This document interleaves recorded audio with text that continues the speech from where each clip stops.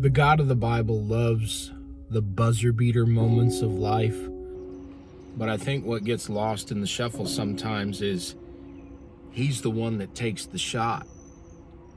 You think about Abraham poised over Isaac on the altar, and all of a sudden, the sacrifice was in the bushes. You think about Moses leading the Hebrews out of Egypt to the point where they were backed up against the Red Sea between the water and the chariots, and God made a way for them to pass through to the other side. There are countless examples just like those throughout the Bible. And for us, this trip had one of those. We were parked at home base from early March until after Mother's Day. We were preparing for a 4-month trip out west, and these videos are going to catalog that trip. Part of that planning while we were home involved typical everyday stuff: doctor's appointments, dentist's appointments, meeting with tax professionals and accountants, and getting our house in order. But pretty soon, the planning turned into waiting, and the waiting turned into wondering. We were waiting on our taxes to be finalized and find out exactly how much we owed from 2020. So we were waiting and wondering, did we put enough money back? Are we going to have to pay more taxes than we expected? Are we going to be able to afford this trip? The days passed, the tax extension deadline came, and we were considering canceling the first couple of reservations on our trip. The first of those being in Warsaw, Missouri. And then the phone call came. And 2 days before we were supposed to leave on our 4-month odyssey, Jehovah Jireh, the Lord our provider, showed up for our family. We got the call from our tax agent that our paperwork was ready to file, and we had enough money left over to start our journey. So this is the first stop on our epic road trip through the American West. And this season of Called to Be Free is simply our way of telling the story of our, what turned into a 3-month odyssey, and the God who made it all possible.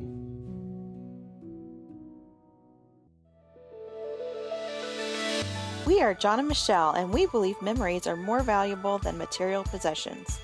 That's why we waved goodbye to 2,400 square feet of house and said hello to our 35-foot fifth wheel.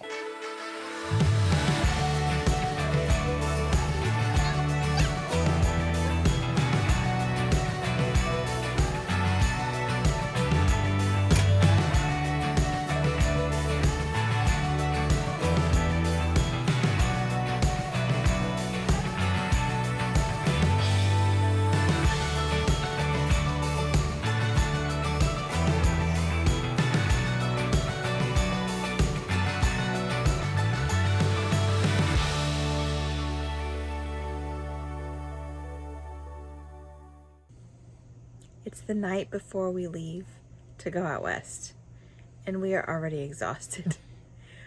We've been at our home base for about 8 weeks, 10 weeks, and for the last 2 days, we have done nothing but clean, straighten up, empty out the pass-through, refill the pass-through, buy groceries. I feel like I'm in survival mode because I have no idea what to expect. So I've got about $300 worth of groceries in this camper, not including the meat. That's probably another $200. So we're not going to starve. We have so much stuff because we don't know what we're going to need when we get out there. We're going to be gone for 4 months. And out of those 4 months, we only have about 4 to 5 weeks actually booked somewhere. A few other places we know where we're going to boondock. We have our coordinates. But then the rest is, we really have no idea.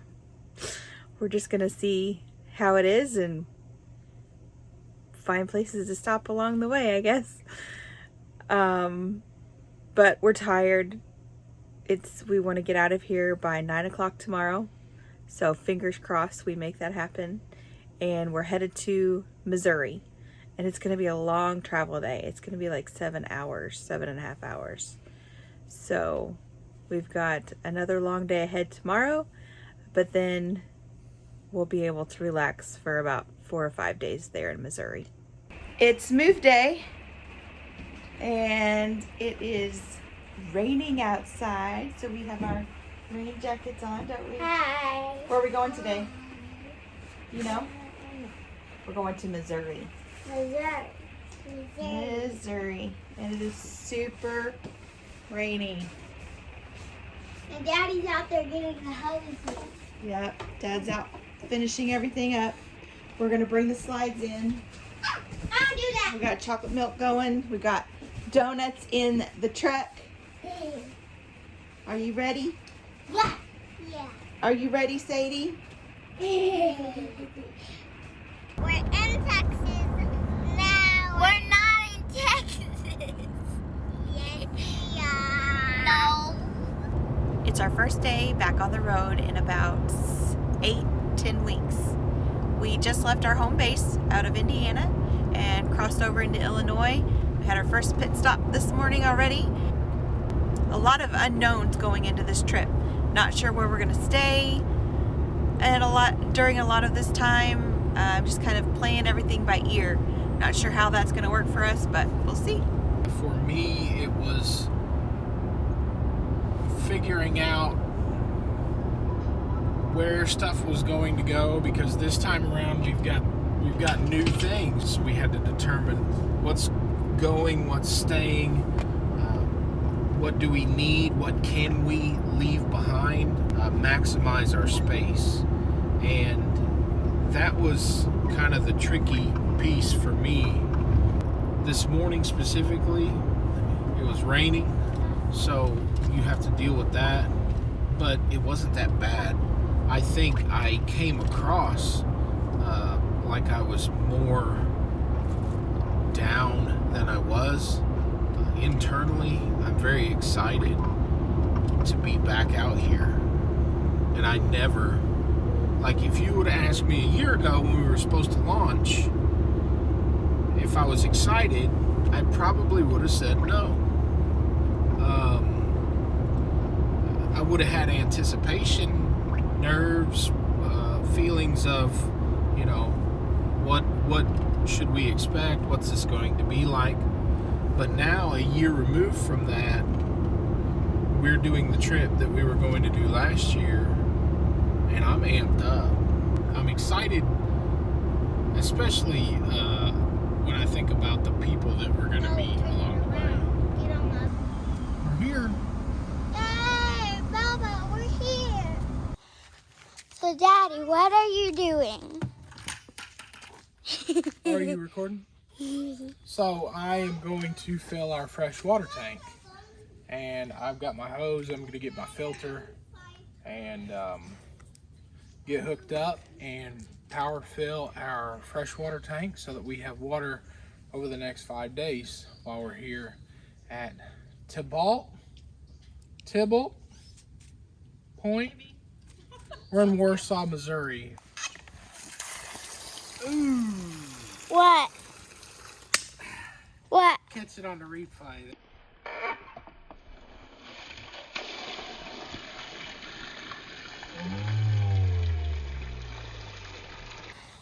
Ew. That's why you. Ew. hook it up and blow it out before you hook it up and Put it into the camper. that's right.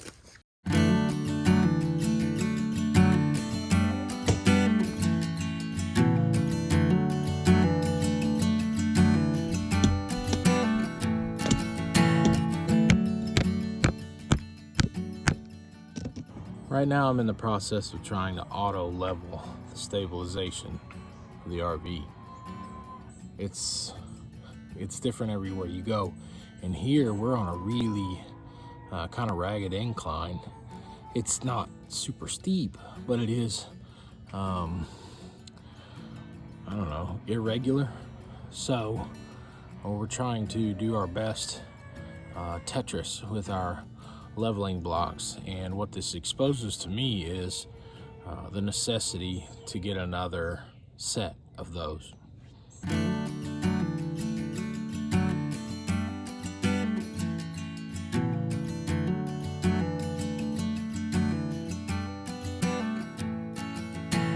April showers in the month of May.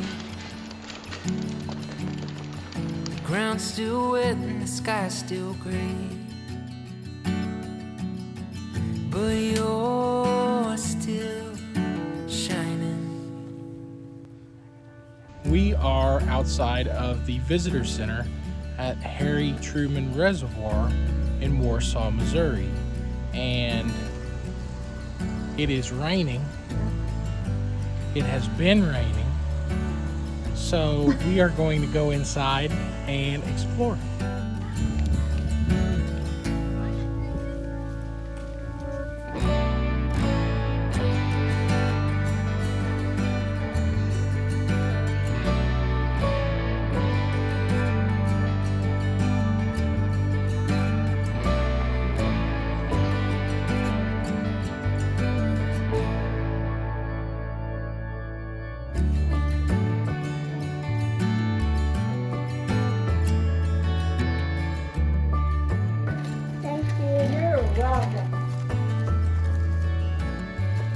Here on the grounds at the Harry Truman Lake Visitor Center, there's quite an impressive collection of historic buildings.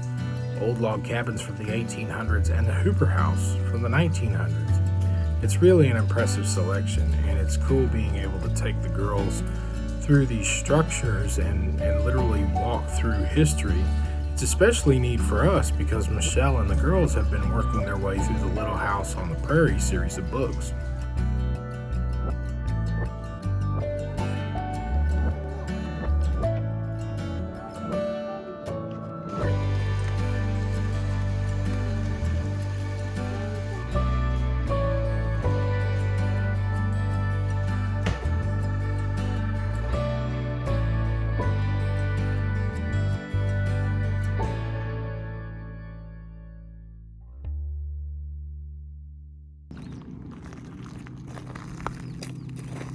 This is our next to last day at Harry Truman Lake in Warsaw, Missouri, and you can't see it, we can't zoom in far enough, but straight across from our spot this morning, we were sitting up there enjoying breakfast and listening to church, and a juvenile bald eagle has landed in that tree straight across from our campsite.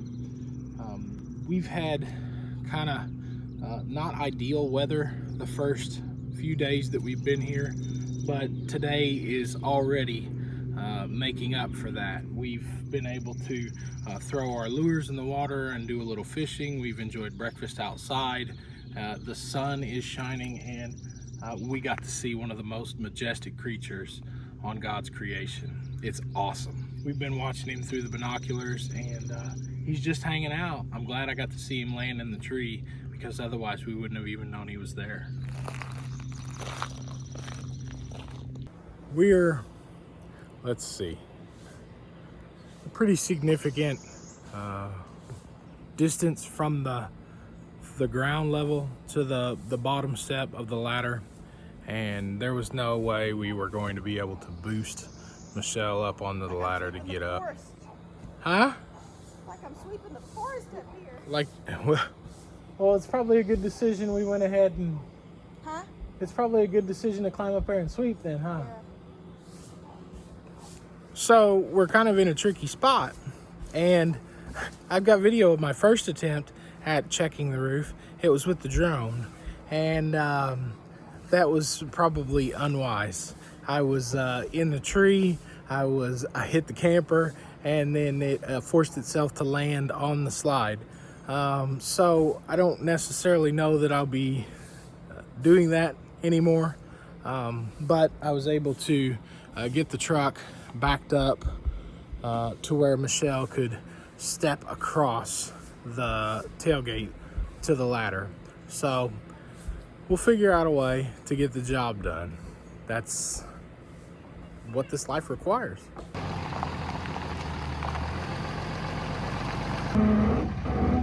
You're good.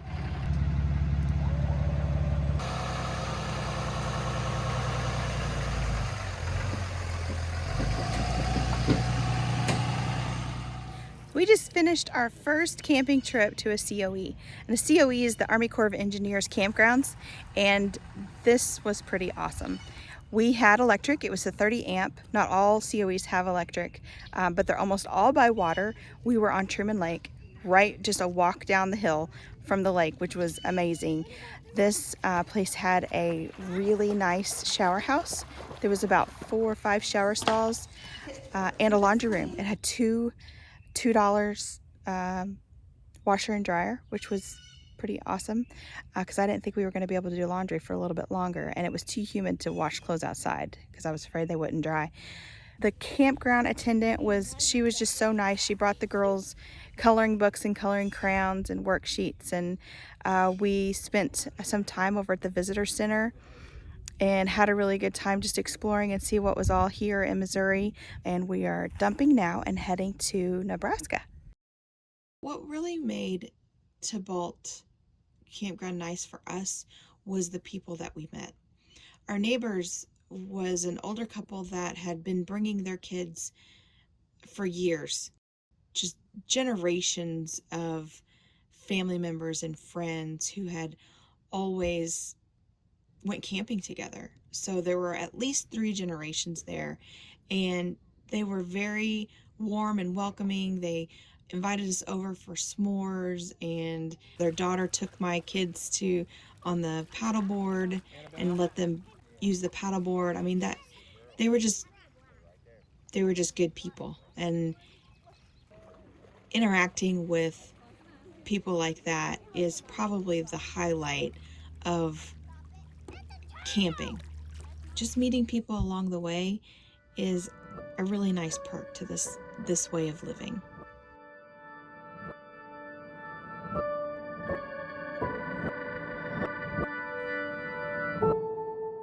I'll put you back together. I'll put you back together again. You put me back together. You put me back together again.